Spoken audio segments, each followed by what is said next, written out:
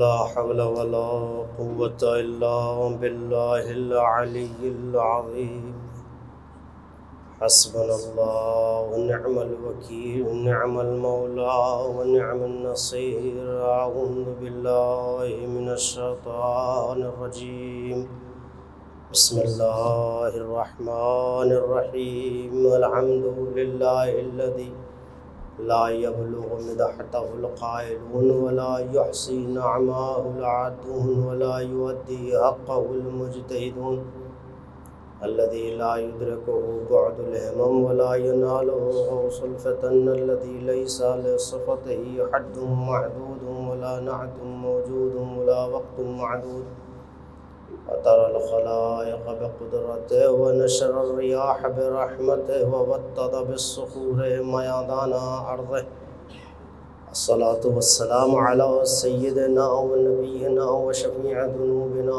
وحبيب قلوبنا وطبيب نفوسنا على عبد المؤيد والرسول المسدد المصطفى الأمجد صاحب الأبد أول العدد الذي سمي في السماء بأحمد وفي الأرضين بالقاسم محمد وعلى أهل بيته الطيبين الطاهرين المعصومين المظلومين المنتخبين المنتجبين المخصوصين بطرف البلاء المكرمين بطرف العناء اللهم إنا نسألك بأن يوفقنا للعزاء الشهيد على مقتول الطريد صاحب الدمعة الساكبة ذي المصيبة الراتبة الذي بكت عليه البحار بأمواجها والسماوات بأركانها والأرض بأرجائها مولانا مولا الكونين ریحان رسول الثقلين أبي عبد الله الحسين عليه الصلاة والسلام الذي قال في حقه نبي الإنس والجن من بكى على الحسين وبكاه تباكاه فله الجنة واللعنة الدائمة على أعدائهم منكري فضائلهم غاصبي حقوقهم هادم مزارهم ظالمي شيعتهم من يوم عداوتهم إلى قيام يوم الدين أما بعد فقد قال الله تبارك وتعالى في الكتاب المجيد والفرقان الحميد وهو أصدق القائلين وقوله الحق ثم الحق بسم الله الرحمن الرحيم ومن عمل صالحا من ذكر أو أنثى فلنحيينه حياة طيبة ولنجزينهم أجرهم بأحسن ما كانوا يعملون صلوات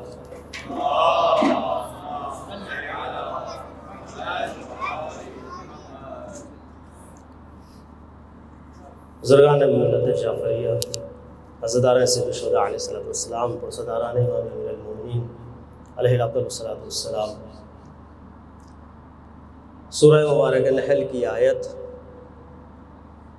کہ جس آیت کی تلاوت کا شرف حاصل کیا آپ حضرات کے اذان عالیہ میں آیت بھی، آیت کا ترجمہ بھی، آیت کی تفسیر بھی باقاعدہ طور پہ منقوش ہے، لیکن میں تہذیب منبر کا خیال رکھتے ہوئے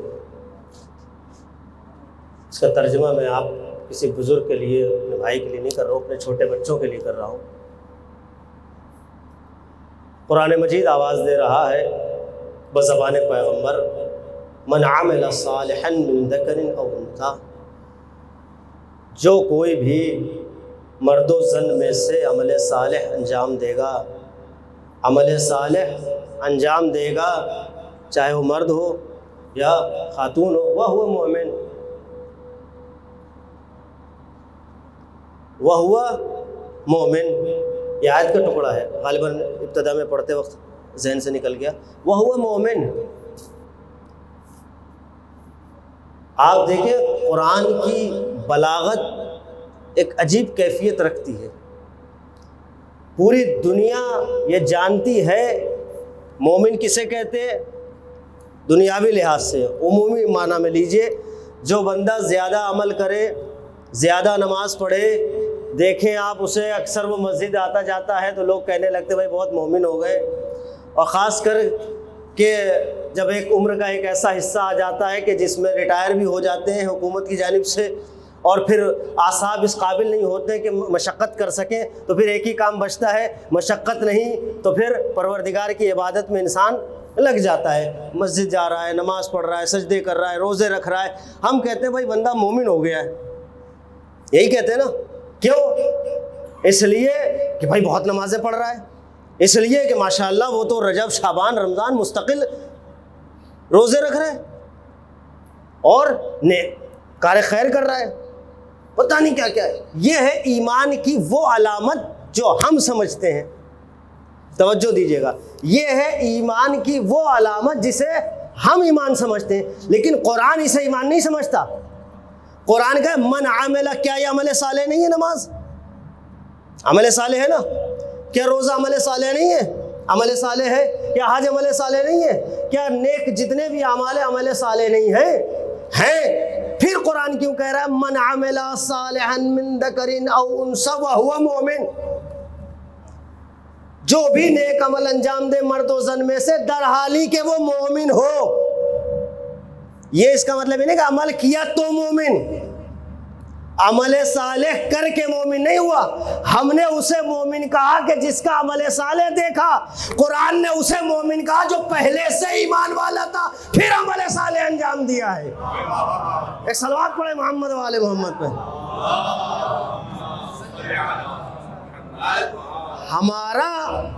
ہمارا ذہن جسے مومن کہتا ہے وہ اعمال کو دیکھ کے طے کرتا ہے کہ یہ ہے مومن، لیکن قرآن، شریعت، خدا اور رسول جسے مومن کہتے ہیں وہ اعمال دیکھ کے نہیں. اگر اعمال دیکھ کے ہوتا تو قرآن کی آیت ایسی نہ ہوتی، بلکہ آیت یوں ہونی چاہیے کہ جو کوئی بھی عمل صالح انجام دے گا مرد و زن میں سے ہم اسے مومن کہیں گے. لیکن آیت نے کہا نہیں، عمل صالح انجام دے در حالی کہ وہ مومن ہو، یعنی پہلے سے. اس کا مطلب ایمان عمل صالح سے الگ چیز کا نام ہے. ایمان الگ ہے. پروردگار ایمان کہتے کسے؟ کا ایمان وہی ایمان ہے جس کا سوال کرنے لوگ رسول کے پاس آئے تھے، یا رسول اللہ ہم ایمان لے آئے. اللہ کے رسول نے کہا، قرآنی آیت ہے، اللہ کے رسول نے کہا ایمان نہیں ہے بلکہ یہ ایمان ہے، بلکہ کہو اسلمنا، ہم اسلام لائے ہیں. قرآن نے بتا دیا ایمان الگ چیز ہوتی ہے، اسلام الگ چیز ہوتی ہے. ایک صلوات پر محمد و آل محمد. ایک صلوات بھیجیے محمد. الگ فرق ہے. دنیا عمل کر کے مومن ہو. ایک توجہ دیجیے گا، ایک جملہ عرض کرنا چاہتا ہوں. جو عمل کر کے مومن ہو وہ الگ ہوتے ہیں، جو مومن ہو کے نیک عمل انجام دیں وہ الگ ہوتے ہیں. اب ہوگا کیا بھائی؟ ایک انسان ہے جو عمل کر کے مومن ہوا، آپ نے تو کہہ دیا بھائی ان کی زندگی بہترین ہو گئی، اب انہیں کوئی ٹینشن کی بات نہیں، کوئی دقت نہیں، اب ماشاءاللہ ان کی زندگی بہترین اور برزخ کے معاملات بھی طے ہیں. لیکن ایک وہ شخص ہے کہ جو پہلے سے مومن ہے، اس نے عمل کیا، اجر کیا ہے؟ فَلَنُحْيَنَّهُ حَيَاةً طَيِّبَةً. اجر سنیے، قرآن کہہ رہا ہے نا. میں آپ سے بالکل مخاطب نہیں ہوں، کسی بھی طالب علم سے، بزرگ سے، میں اپنے بچوں کو بتا رہا ہوں. اجر کیا ہے؟ فَلَنُحْيَنَّهُ حَيَاةً طَيِّبَةً.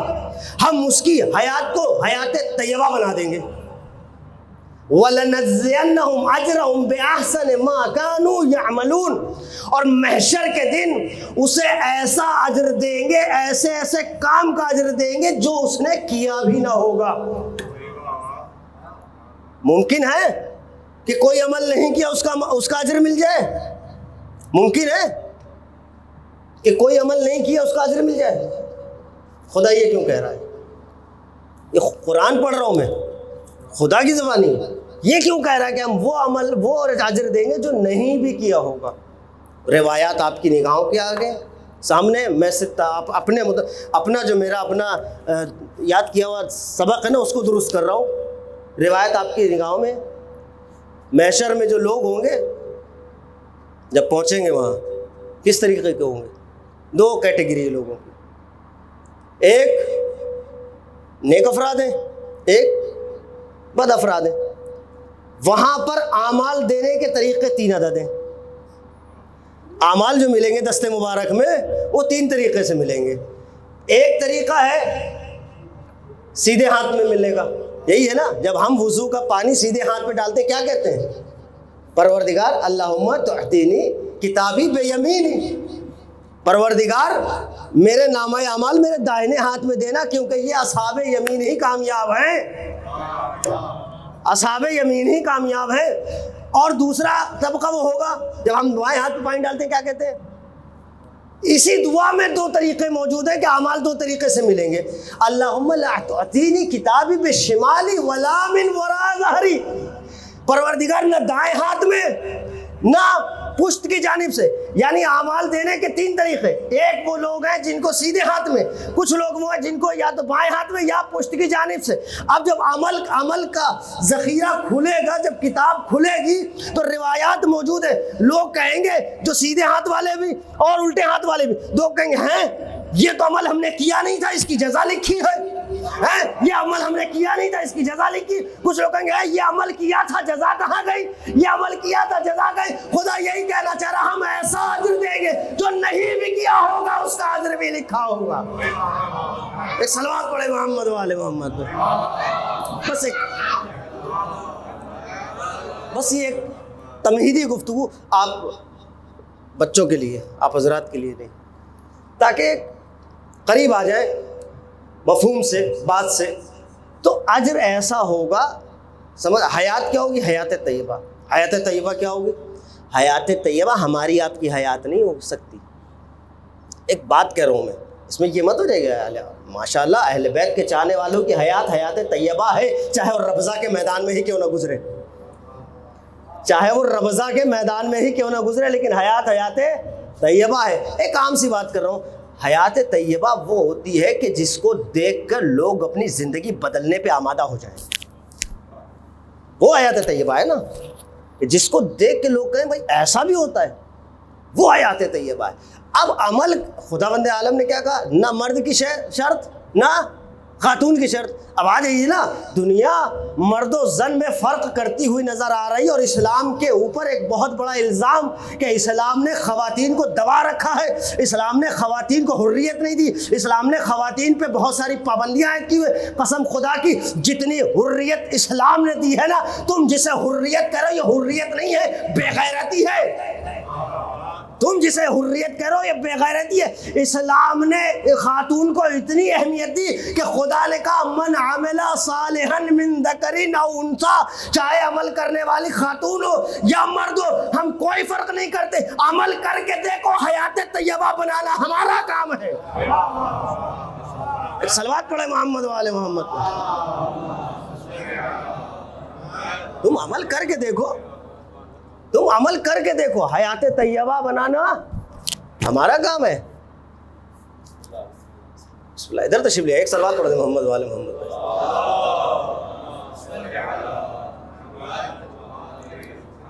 ملاحظہ فرما رہے ہیں، قرآن نے مرد و زن میں کوئی تفریق نہیں کی، اس کی کوئی وجہ بھی تو ہوگی۔ بہرحال میرا اپنا ناقص ذہن ہے، مرد و زن کی تفریق نہ کرنے کی کوئی وجہ ہے نا۔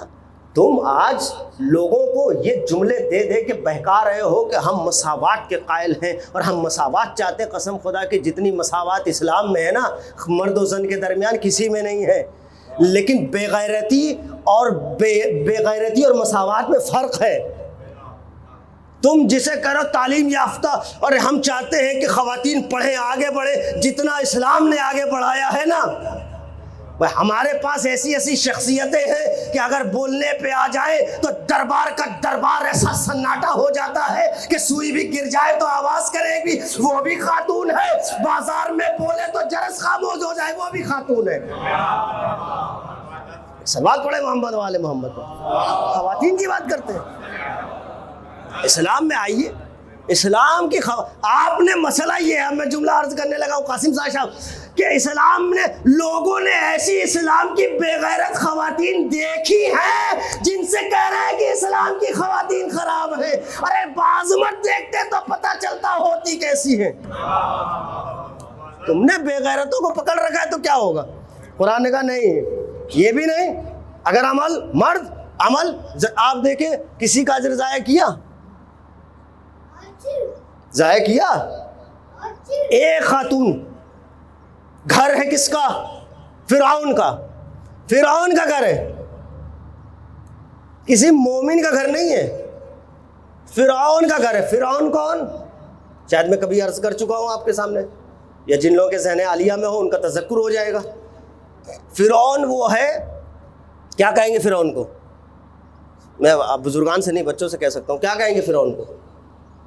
جو مجھ سے چھوٹے ہیں وہ تو بول ہی سکتے نا، ظالم بادشاہ۔ احسن، یہ زبردست جملہ ہے۔ فرعون کو کافر بھی نہیں کہا جا سکتا، کہہ سکتے ہیں؟ یہ بہرحال میری اپنی جسارت ہے۔ اس لیے کافر وہ ہے جو خدا ہونے کا انکار کرے۔ وہ تو کہہ رہا انا ربکم الاعلی، وہ تو خود کو خدا کہہ رہا ہے۔ اس کا مطلب وہ تو خداوند متعال کے مد مقابل ایک عدد کینڈیڈیٹ ہے جو اپنے آپ کو کہلوا رہا ہے خدا۔ ایسے کہ گھر میں ایک خاتون، تاریخ نے کہا اسے ہم آسیہ کے نام سے جانتے ہیں، لیکن عالم یہ ہے کہ فرعون کے ماتحت رہنے کے بعد بھی مومنین کے لیے مثال بن جائے، یہ کمال ہوتا۔ قرآن کا ضرب اللہ مثلا الذین آمنوا امرأۃ فرعون و امرأۃ فرعون و مریم ابنۃ عمران، کہ اللہ نے مومنین کے مثال کسے دی ہے؟ مومنین کے لیے آئیڈیل کیا؟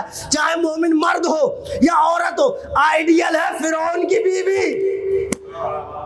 فرعون کی بیوی خاتون ہے کہ نہیں؟ کیا کیا؟ من عمل صالحا وہو مومن۔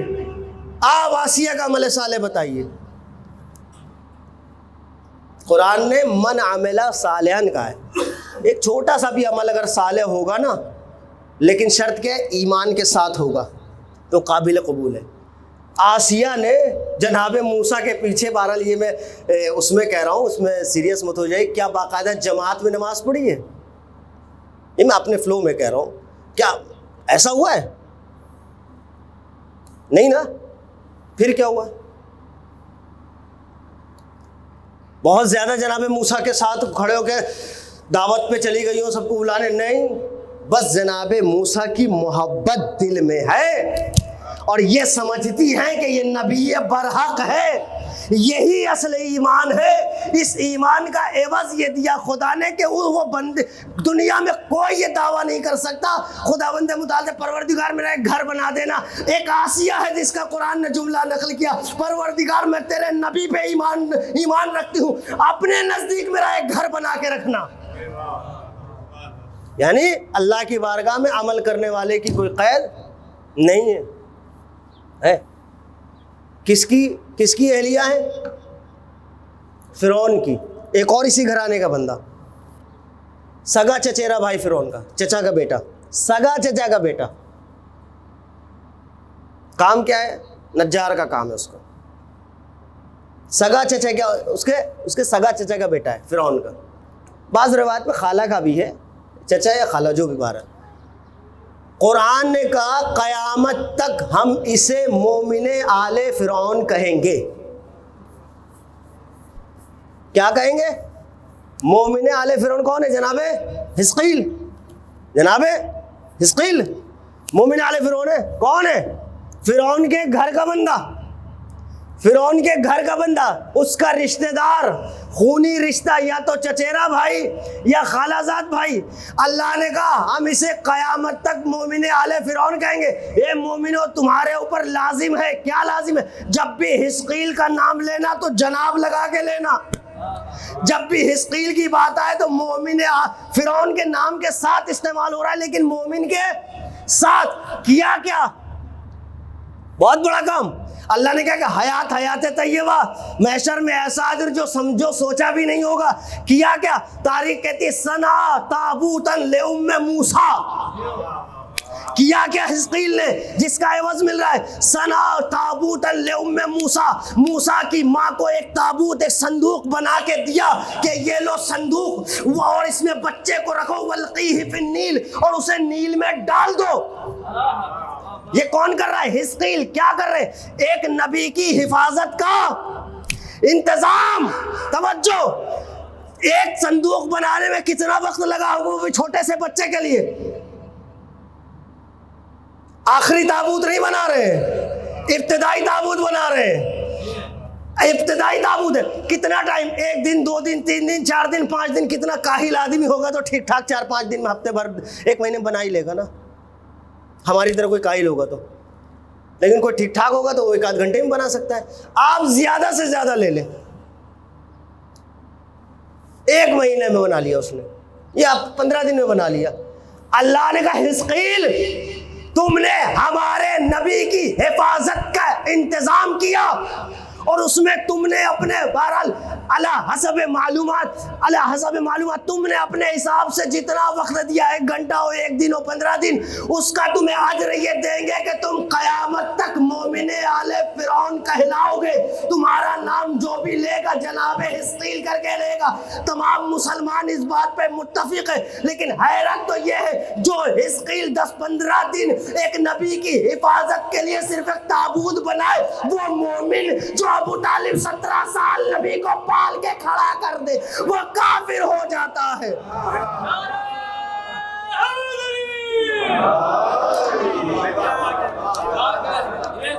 راضا فرما رہے ہیں آپ، حزقیل مومن ہے، سب لکھ رہے ہیں. اجی کیا کہیے، ارے کیا ایمان کا تقاضا ہے، کتنا زبردست ایمان تھا کس کا؟ جناب حزقیل کا. سمجھ میں آ رہا ہے؟ جی بہت سمجھ میں آتا ہے. اچھا پھر یہاں کیوں نہیں سمجھ میں آتا؟ تمہارے کان تو بڑے مضبوط ہیں، تمہارے کان تو بڑے مضبوط ہیں، تم تو دیواروں کے پیچھے سے بھی ٹھیک ٹھاک سن لیتے ہو. وہ الگ بات ہے کہ میدان کی نہیں سنائی آتی تمہیں، لیکن دیوار کی اللہم صلی علی محمد لیکن دیوار کے پیچھے سے تو ٹھیک ٹھاک سنتے ہو. اللہ نے اجر ضائع کیا حزقیل کا، بہت بڑا عمل نہیں، لیکن وہ یہاں پہ وہ ہوا مومن والی کیفیت میں تھے. ان کو پرانی جناب داؤد پہ آئی ہوئی کتاب زبور کے میں پڑھا ہوا بہت ساری چیزیں علم تھا کہ کوئی ایک ایسا نبی آنے والا ہے جو فرعون کے تخت حکومت کو پلٹ دے گا، اور فرعون کی کھلبلی بتا رہی تھی کہ یہی آنے والا ہے. فرعون کی کھلبلی بتا رہی تھی کہ آنے والا جو ہے وہ یہی ہے. بس اس کیفیت میں آ کے ان کی مدد کر کے حزقیل جناب حزقیل ہو گئے، جناب حزقیل ہو گئے. آل فرعون میں ہوتے ہوئے مومن آل فرعون کہلائے. پروردگار عمل ضائع کرے گا؟ کہا نہیں. اجر کیا دے گا؟ اجر ایسا جو سوچا بھی نہیں ہوگا، حزقیل کے خواب و خیال میں بھی نہیں ہوگا کہ ہمیں مومن کہہ کے پکارا جائے گا. آپ ملاحظہ تو فرمائیں. دیکھیں قرآن میں ایک معیار ہے عمل کا، عمل کرو لیکن پہلے ایمان ہونا چاہیے. قرآن میں رشتہ داریوں کی کوئی خاص قدر نہیں ہے. معذرت کے ساتھ صلہ رحمی کا معاملہ الگ ہے، وہ ان رشتہ داروں سے ہے جو قاعدے کے ہیں، جو قاعدے کے ہیں. ادھر آپ رشتہ داری کی بات دیکھ لیجئے. اگر رشتہ داری کی میں کیا ہی کہوں، رشتہ داری بچانی ہوتی تو جناب آدم اپنے بیٹے حابیل کے قاتل اپنے بڑے بیٹے قابیل کو بددعا نہ دیتے. بددعا دیے، الگ کر دیا. رشتہ داری بچانی ہوتی، اللہ کہتے تھے نا ارے آدم کیا کر رہے ہو، صلہ رحمی کرو. تو کیا ہوا؟ بیٹے کا قاتل ہے تو بیٹا. کہا نہیں، جب ایک ولی اللہ کا قاتل ہے تو قاتل ہے. کوئی عہدہ کوئی رشتہ داری نہیں چلتی. اگر رشتہ داری بچانی ہوتی تو جناب نوح نے تو گہار لگائی پروردگار میرا بیٹا ہے. کہا لیس من اہلک، ہوا کرے اتنا اہل نہیں کہ تم بیٹا کہو. اگر رشتہ داری بچانی ہوتی تو جناب رسالت میں آپ سے خدا کہتا دیکھو جہاں تم سب کا احترام کر رہے ہو، ابو لہب بھی چچا ہوتا ہے نا، احترام کرو. قرآن کا تبت یدا ابی لہب، ایک نہیں دونوں ہاتھ ٹوٹیں گے. بھائی رشتوں کی یہاں کوئی حقیقت نہیں بھائی. کرتا ہے ابو لہب پہ قرآن تبرہ. ایک صلوات پڑھے محمد والے محمد. آپ ملاحظہ فرمائیے یار، رشتوں کی بات نہیں چل رہی، رشتہ داری کی. اگر رشتہ داری کی بات ہوتی تو جناب موسیٰ کی اپنی بیوی تو مومنہ ہوتی نا. یہ آسیہ کو مومنہ کیوں کہا جا رہا ہے؟ کوئی رشتہ داری نہیں. بھائی پالنا ایک الگ چیز ہے، ٹھیک ہے انہوں نے پالا، لیکن وہ پالنے کی وجہ سے مومنہ نہیں ہوئی ہے. یہ کوئی یہ نہ کہتے پال لیا تو مومن ہو گئے، نہ پالنے کی وجہ سے نہیں، خود اپنی بیوی، جسے بعض روایت میں صفورہ یا صفیرہ دونوں نام یا صفورہ یا سفیرہ جو بھی نام اس کا، دونوں طریقے سے ملتا ہے، یہ کیوں نہیں مومن ہو گئی؟ رشتہ داری تھی نا. کہا نہیں، یہی بتانا چاہتے ہیں لوگ نبی کی بیویوں کا نام لے کے اچھلیں گے، ہمیں پتا ہے. بتانا یہی ہے کہ لوگ نبی کی بیویوں کا نام لے کے آخری زمانے میں بڑے دماغ خراب کریں گے، اس لیے ہم نے پہلے ہی کسی نبی کی بیوی کا تذکرہ قرآن میں کر دیا ہے. دیکھیے آپ کمال دیکھیے، جب کافروں کے لیے مثال آئی تو نبیوں کی بیوی، جب مومنوں کے لیے مثال آئی تو فرعون کی بیوی. کمال دیکھیں قرآن کا. قرآن وَضَرَبَ اللَّهُ مَثَلًا الَّذِينَ كَفَرُوا امْرَأَتَ نُوحٍ وَامْرَأَتَ لُوطٍ. اللہ نے مثال قائم کی ہے کافروں کے لیے. تم کافر ہو نا، جاؤ کیسا عمل کرنا ہے؟ نوح کی بیوی جیسا. تم کافر ہو نا، لوط کی بیوی جیسا. تم کافر ہو، لوط کی بیوی جیسا. تم کافر ہو، نوح کی بیوی جیسا. پروردگار یہ کیا؟ یہ تو قیامت کر رہا ہے. ہمارے یہاں تو بولے والے مسلمان اسی نام میں خوش ہیں، اسی چکر میں خوش ہیں کہ رشتہ داری ہے. کہا ہم کب سے کہہ رہے ہیں قرآن سمجھو رٹو مت. ہم یہی تو چاہتے ہیں کہ قرآن سمجھ کے پڑھو، رٹ کے مت پڑھو. ہم پہلے آئینہ تیار کر چکے ہیں، اس آئینے میں دیکھو کون آ رہا ہے. ایک صلوات پڑھے محمد والے محمد ہے نا. قرآن پرانے زمانے کی ساری روایات اور ساری باتوں کا آئینہ ہے قرآن. پروردگار نوح جیسے نبی کی، اولو العزم پیغمبر، اور باپ رے باپ، ثانی آدم، شیخ الانبیاء، اتنا بڑا خدا، اور بیوی مثال ہے کافروں کے لیے. سمجھ میں نہیں آئی بات. پروردگار سمجھ میں نہیں آئی. عجیب نہیں، عجب نہیں قدرت کے. تم دیکھو جاہلوں والی بات کر رہے ہو. تم اپنی اوقات میں رہو. اگر ہماری باتیں تمہیں سمجھ میں آنے لگے تو پھر فائدہ کیا قرآن کے بلاغت کا ہونے کا؟ تمہیں ایسے سمجھ میں آ جائیں گی. قرآن سرسری سمجھ میں نہیں آ سکتا. دقت کرو، زحمت کرو، توسل کرو، تب سمجھ میں آئے گا کہ قرآن کہنا کیا چاہ رہا ہے. پروردگار نبی کی بیوی، شیخ الانبیاء کی بیوی مثال کافروں کے لیے کیوں؟ یہی قرآن کہنا چاہتا ہے. دقت کرو کہ کیوں ہم نے کہا ہے، کیوں؟ کہا تمہیں نہیں پتا؟ آؤ کوفہ چلتے ہیں، ہمارے یہاں سے تو پاس میں. چلو کوفے میں، مسجد کوفہ میں ایک عدد کونے میں، پہلے جب وہ مسجد نہیں تھی، آج مسجد کیوں ہے؟ چونکہ انبیاء گزرے یا انبیاء رہے یا انبیاء نے نمازیں پڑھی تو ان کی برکت سے وہ مسجد بن گئی. ٹھیک ہے، پہلے تو نہیں تھی نا. کس کا گھر تھا؟ جناب نوح کا علاقہ ہے، گھر ہے. کہا دیکھنا ہے تمہیں؟ دیکھو جناب نوح کے صحن سے جناب نوح کے باورچی خانے کو دیکھو. ہم نے دیکھا صحن تاریخ میں جھانک کے جناب نوح کے صحن سے نگاہوں کو اپنی دوڑاتے ہوئے ان کے باورچی خانے تک گئے تو اندر ایک خاتون ہے جو چولہے کے پاس، تنور کے پاس بیٹھی ہوئی ہے. جناب نوح کشتی بنا رہے ہیں. وہ خاتون جناب نوح کو دیکھ کے ہنس رہی ہے اور ہنس کے کہتی ہے عجیب آدمی ہے، نہ پانی کا پتہ، نہ بادل کا پتہ، نہ برسات کا پتہ، نہ سمندر کا پتہ، نہ دریا کا پتہ، نہ تالاب کا پتہ. کہاں دور دور تک پانی کا نام و نشان نہیں ہے. یہ یہاں کشتی بنا رہے ہیں. خدا نخواستہ کشتی بنائے. نوح کا نعوذ باللہ عیاذا باللہ نقل کفر نباشا. نوح کا دماغ خراب ہو گیا ہے. میں آگے اپنی بات ہے. نوح کا دماغ نعوذ باللہ خراب ہو گیا. اندر باورچی خانے سے ایک الزام آ رہا ہے نبی کے دماغ پر. توجہ، نبی کے دماغ پر کہ نبی کا دماغ خراب ہو گیا. اللہ نے کہا میرے نبی کے دماغ پہ حملہ کیا نا، اب تم کافروں کے لیے مثال بنو گی، مومنوں کے لیے نہیں.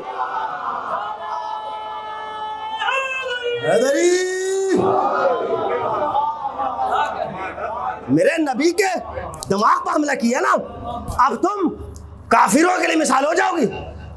سوچنا بھی نہیں. مومن میں چھوٹا سا حقیر فقیر سراپا تقسیم نجف اشرف کا سب سے بدترین آدمی اور سب سے بیکار آدمی اور سب سے جاہل آدمی میں کھڑا ہو گیا. پروردگار یہ بتا، یہ جو تو نے قانون دیا یہ خواتین کے لیے بس؟ آئے آئے پروردگار یہ جو تو نے قانون دیا ہے کہ نبی کے دماغ پہ حملہ جس نے کیا وہ کافروں کی مثال ہے، یہ خواتین خواتین کے لیے یا مرد بھی شامل ہے؟ آواز قدرت ہے جب ہم نے نیک عمل میں مرد و عورت کو مومن کر دیا تو برے عمل میں بھی چاہے نبی کے دماغ پہ حملہ کرنے والی عورت ہو وہ بھی لعنت کے مستحق، مرد ہو وہ بھی لعنت کا مستحق۔ ایک صلوات بر محمد و آل محمد۔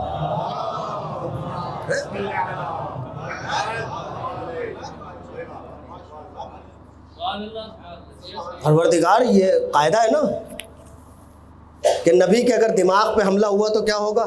یہ قاعدہ سمجھ لو، اسے باقاعدہ طور پر سمجھ لو، یہ قاعدہ ہے۔ میرے نبی کی محبت ہے تو تم سرفراز ہو، تو تم مومن ہو۔ اگر ان کے سلسلے سے تھوڑا بہت معاملہ خراب کیا تو پھر ہم نے مثالیں قرآن میں دے رکھی ہے، بس سمجھنے کا اپنا اپنا ذہن، بہرحال وہ سمجھنے کی ضرورت ہے کہ آپ سمجھے تو آپ دیکھیں کہاں جب یہ گھرانہ عجیب، خدا کے اولیاء جو ہوتے ہیں وہ عجیب ہوتے ہیں، دنیا اسی پہ حیرت میں ہے۔ جناب زلیخا زوجہ جناب یوسف نبی، دنیا حیرت مارے، بڑی پبلک تو بڑی اچھل رہی ہے اس میں، جناب زلیخا کو جوانی پلٹ گئی تھی جناب یوسف کے لیے۔ پہلی بات تو یہ کہ یہ نادان مسلمان جانتے ہی نہیں کہ یوسف کے لیے تھوڑی نہ پلٹی تھی، وہ تو پیشانی ہے یوسف میں جو نور محمد تھا اس کے قطرے نمودار ہو رہے تھے، اس کی وجہ سے تھی، یہ پتہ ہی نہیں ہے۔ دوسری بات اسی پہ خوش ہو، جوانی پلٹی، ہم نے کہہ دیا ہے عمل کرنے والی اگر خاتون ہے تو بھی ہم اسے اس کی حیات کو طیبہ بنائیں گے، اگر مرد ہے تو بھی حیات طیبہ ہوگی۔ تم اسی پہ خوش ہو کہ ایک محترمہ کی جوانی جناب یوسف کے سلسلے سے پلٹ گئی۔ آؤ ایک تاریخ ہم بھی دکھاتے کہ ایک محترمہ کی جوانی ایک بار نہیں 3-4 مرتبہ پلٹی ہے۔ تاریخ نے کہا اسے حبابہ والبیہ کہتے ہیں۔ یہ رسول اللہ کے زمانے سے امام رضا تک کا دور دیکھا ہے، وہ حبابہ ہے۔ خدا نے کہا تم نے عمل کیا نا، تم نے میرے نبی کو نبی مانا، میرے وسیع کو وسیع مانا۔ مشہور واقعہ، حبابہ ہر وسیع کے پاس پتھر لے کے پہنچ جاتی تھی، آنے والا بعد والا امام دیکھتا تھا، حبابہ لاؤ پتھر لاؤ، میں مہر لگاتا ہوں۔ حبابہ کے اندر معرفت اولیاء الہی تھی۔ اللہ عمر دیتا چلا گیا، کہا جب تک تم نہیں چاہو گی حبابہ جوان ہوتی رہو گی، جب تک تم نہیں چاہو گی۔ ملاحظہ کر رہے؟ ایک صلوات پڑھ دے محمد والے محمد۔ ماشاء اللہ ماشاء اللہ ماشاء اللہ۔ اچھا یہ بھی تھا اس میں، ایک صلوات پڑھ دے، بچہ ہے۔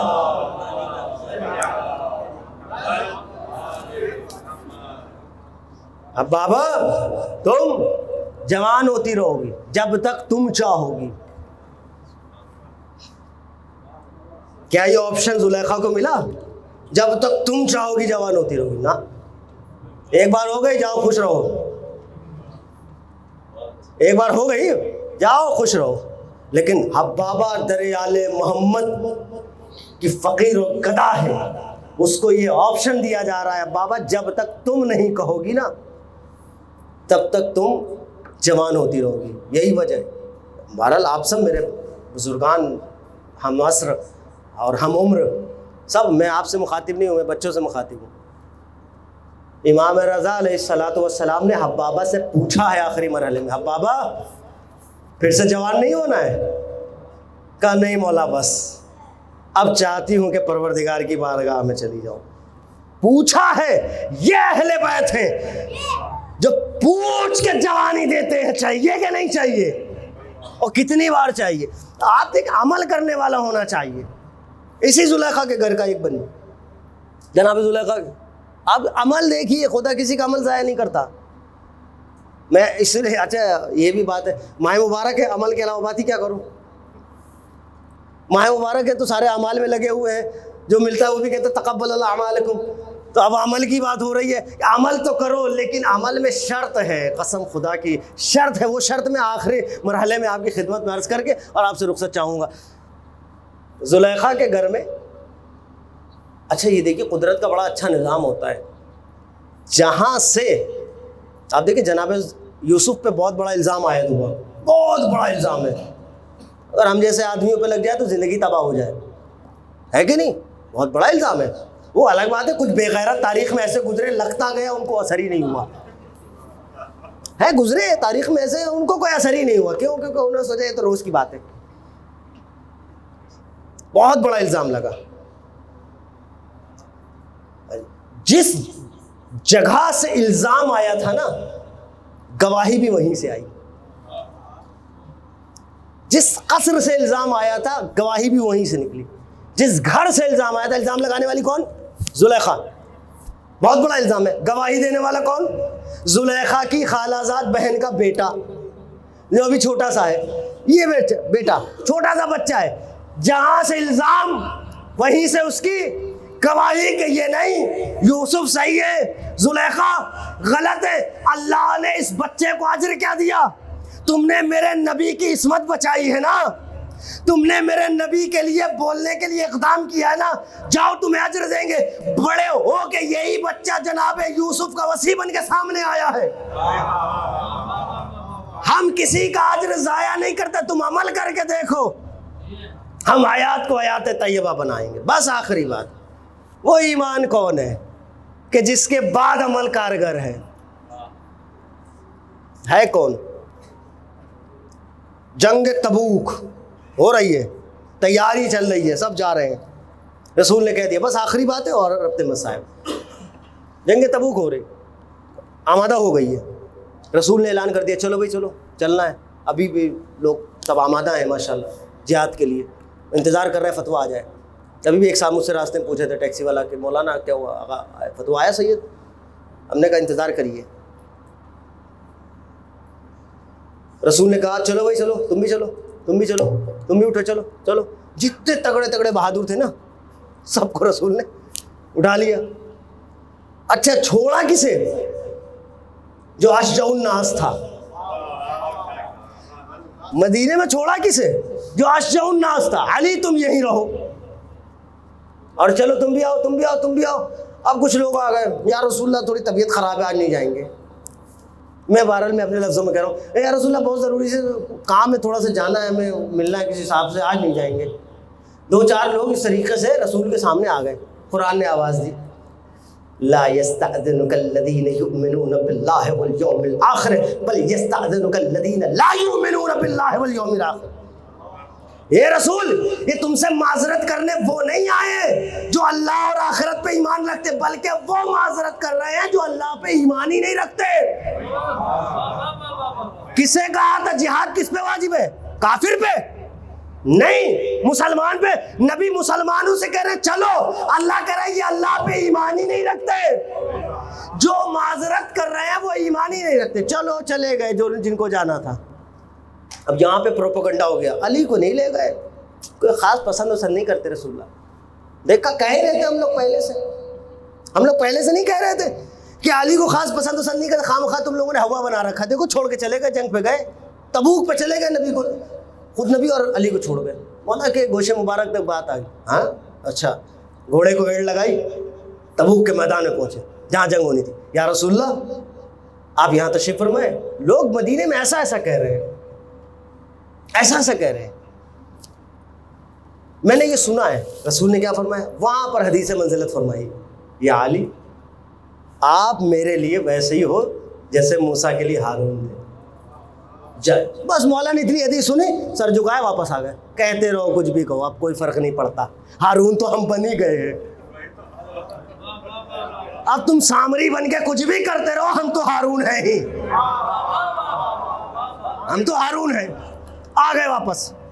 اب یہاں پر لوگوں نے پروپیگنڈا تھا. اب یہ ہوا چھوڑ گئے، چاہتے ہوتے نہیں ہیں. اب جس کو سب سے زیادہ چاہتے تھے نا وہ صاحب بولے بھائی چاہتے نہیں ہیں ایسا کرو، علی کو تو چاہتے نہیں، ایک نئی مسجد بناتے وہاں جماعت ہوگی، اب علی کے پیچھے نماز نہیں پڑھیں گے. یقین جانی تاریخ گواہ ہے، ایک نئی مسجد بنی، نماز ہو رہی ہے، قرآن ہو رہا ہے، تلاوت ہو رہی ہے، سب کچھ چل رہا ہے، مسئلے مسائل شریعت سب پھیلی پڑی مسجد میں. نبی تبوک سے واپس آئے. اصلی ایمان کیا ہے؟ جس کے بعد عمل چاہیے. نبی تبوک سے واپس آئے، مدینے میں داخل ہوئے، سب سے پہلے در آل محمد پہ در زہرا پہ گئے, سلامی ہوئی. اس کے بعد نبی نے دیکھا ہے ایک نئی 1.5 اینٹ کی مسجد کھڑی ہے,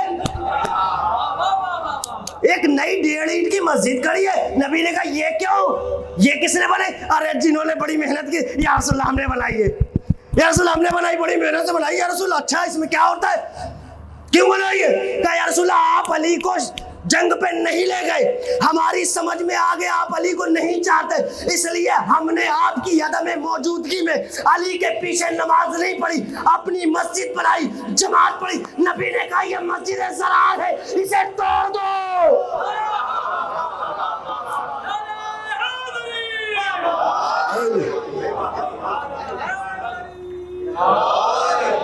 یہ مسجد ضرار ہے, اسے توڑو.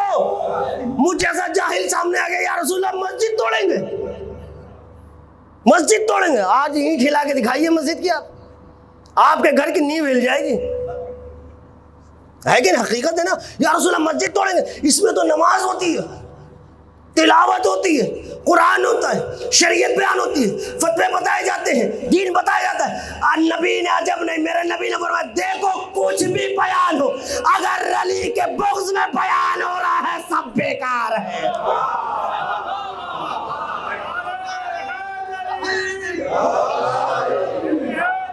علی ملاحظہ فرمایا حیدری, یہ کیوں توڑوائے؟ اس لیے کہ یہ علی ابن ابی طالب کے بغض میں بنائی گئی ہے.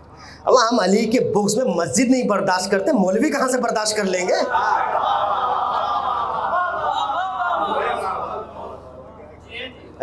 اور یہ میں نہیں کہہ رہا ہوں, یہ تو نبی کی سنت ہے, یہ تو نبی کی سنت ہے. بس عزیزو, آپ کی خدمت کو تمام کیا.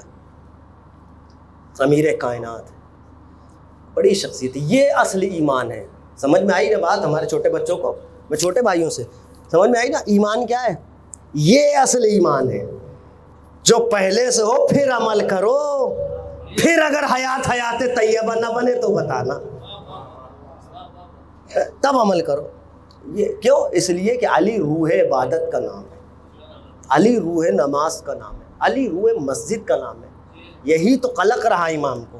امام نے یہی جملہ کہا نا صفین کے میدان میں کہ لوگ عجیب ہیں, قرآن صامت نیزے پہ اٹھائے تو ادھر چلے گئے, قرآن ناطق یہاں بیٹھا ہوا ہے چھوڑ کے.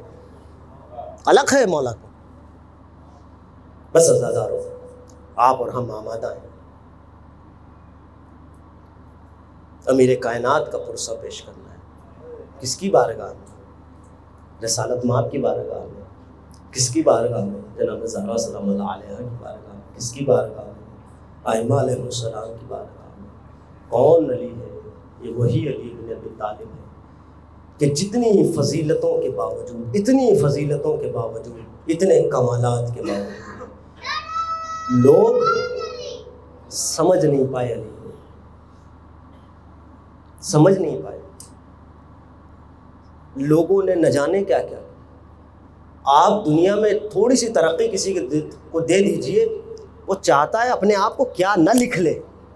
علی کو کیا نہیں کہا, لیکن علی نے جب سجدے میں سر کٹائے تب کہا فزت رب الکعبہ.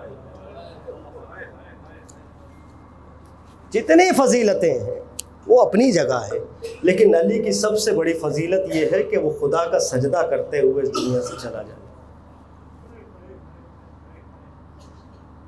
19 ماہ مبارک کی شب آ گئی, بہت قیامت کی شب.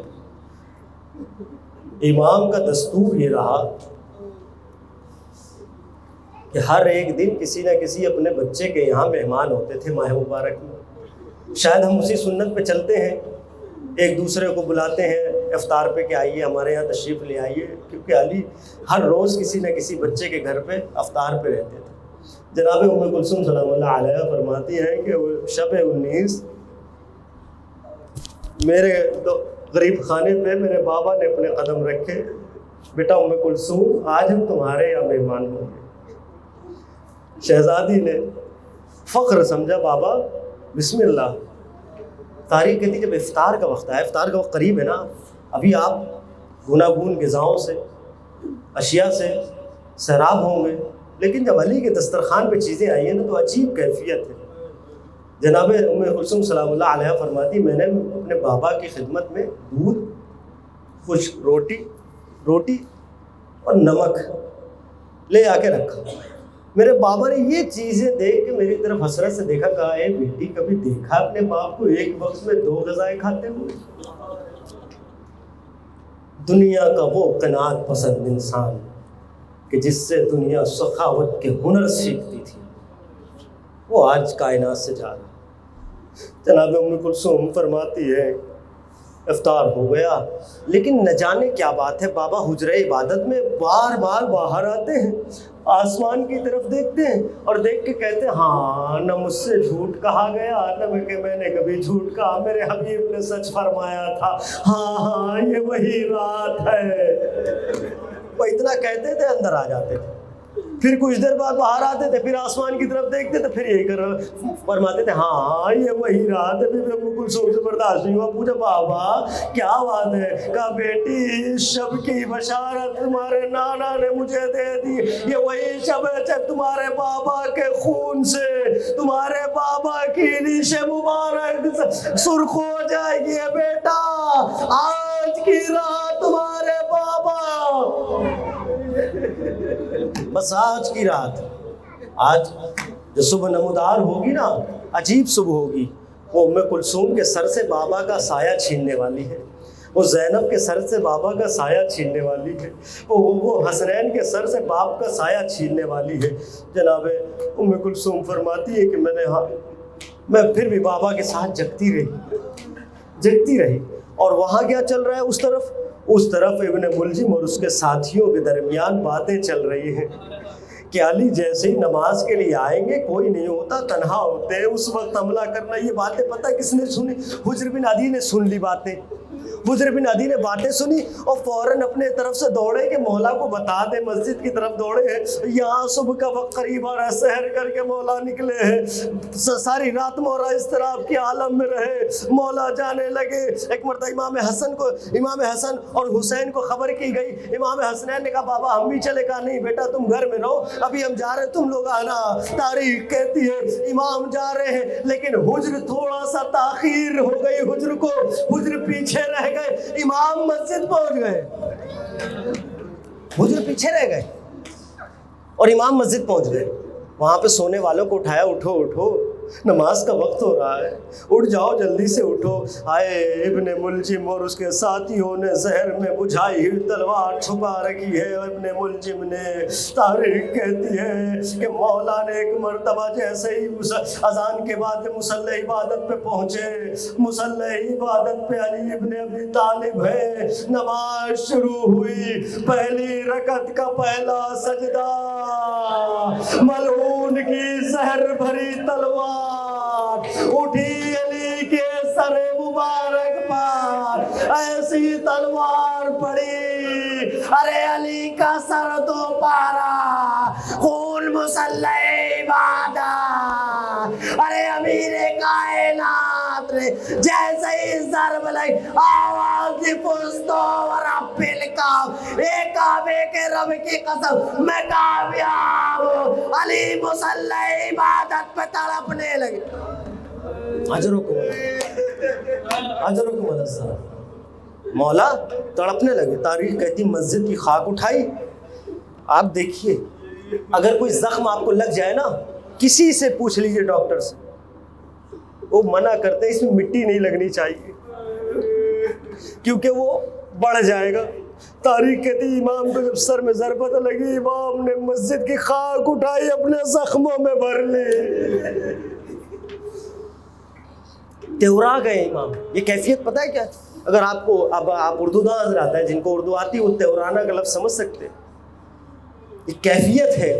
مولا تیورا گئے مصلی پہ، نمازیوں کا مجمع ٹوٹ پڑا، واہ ویلا کی صدا ہے، آسمان سے آواز آئی، جبریل رونے لگے، حاضر ارکان ہدایت ٹوٹ گیا ہے، آج ولی الہی مارا گیا ہے۔ تاریخ نے لکھا امام حسن تشریف لائے، بیٹا نماز پڑھاؤ، نماز ہوئی، امام کو گیلم میں رکھا گیا، رکھ کے گھر کی جانب چلے، اصحاب رو رہے ہیں، چاہنے والے رو رہے ہیں، سب گریا کر رہے۔ جیسے ہی گھر کے پاس آئے مولا حسن سے امام نے فرمایا بیٹا اصحاب سے کہو چلے جائیں۔ ارے اصحاب سے امام نے کہا جاؤ جاؤ، مولا کہہ رہے چلے جاؤ۔ لوگوں نے کہا مولا کیوں؟ ہم محبت میں غرق۔ مولا نے کہا جب مجھے اس حالت میں میری بیٹیاں دیکھیں گی برداشت نہ کر پائے، میں نہیں چاہتا میری بیٹیوں کی آواز تمہارے کان۔ اجرکم السلام۔ اصحاب چلے گئے، مولا کو لائے گئے۔ جیسے ہی داخل خانہ ہوئے، اب جو جناب ام کلثوم نے دیکھا وہاں ویلا کرنے شروع گئے، بابا یہ کیا حال بنا لیا ہے بابا، خون سے تر ہو گئے ہو بابا، اے بابا روزے کی حالت میں ملعون نے آپ کو شہید کر دیا۔ تاریخ کہتی جراح کو بلایا گیا، بیویاں اندر چلی گئی، ساسا بن سوہان موجود ہے یا حذیفہ یمانی موجود ہے۔ جراح آیا، آنے کے بعد جراح نے کہا جاؤ ایسا کرو ایک بھیڑ کا پھیپڑا لا کر دو، جو روایت میں موجود ہے۔ لوگ گئے، جلدی سے ایک بھیڑ کو ذبح کیا، اس کا پھیپڑا لا کے اس کو دیا۔ تاریخ کہتی ہے جراح نے اس پھیپڑے کو امام کے زخم میں رکھا، زخم میں رکھا، یہ پرانے زمانے کا تحقیق کرنے کا اپنا طریقہ، زخم میں رکھا۔ جیسے ہی اسے نکالا نا فَإِذَا عَلَيْهِ بِيَاضُ دِمَاغِ الْإِمَامِ، ارے اس پہ امام کے دماغ کی سفیدی لگی ہوئی تھی۔ ارے جراح نے جالے پہ ہاتھ رکھا، اے علی وصیتیں کرنا شروع کر دی۔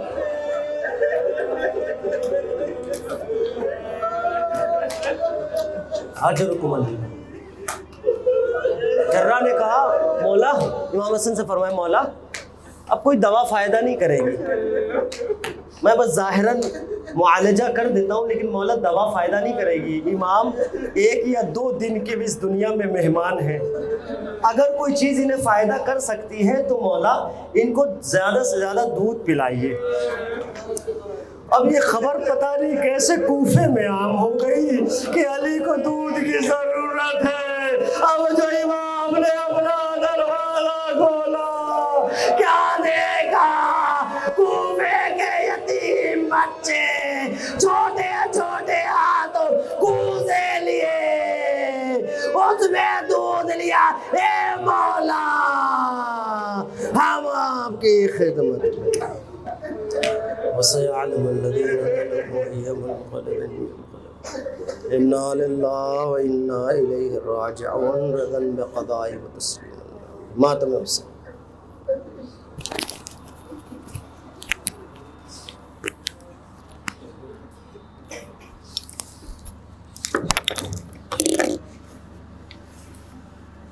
Hey,